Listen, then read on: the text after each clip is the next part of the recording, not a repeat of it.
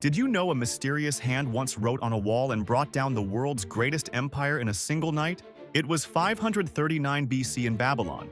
King Belshazzar was throwing the party of his life, drinking wine from sacred cups stolen from Jerusalem's temple. Then something impossible happened. A ghostly hand appeared out of nowhere and wrote strange words on the palace wall. Mene Mene Tekel Upharsin. The king turned pale with terror. Nobody could read the mysterious writing until they brought in Daniel the prophet. His translation was chilling. God had weighed the empire and found it wanting. Babylon would fall that very night. While the king panicked, Persian General Cyrus was already making his move. He diverted the mighty Euphrates River, draining the water that protected the city. His army marched through the empty riverbed, right under Babylon's massive walls. By dawn, Belshazzar lay dead in his palace. The greatest city on earth had surrendered without a fight.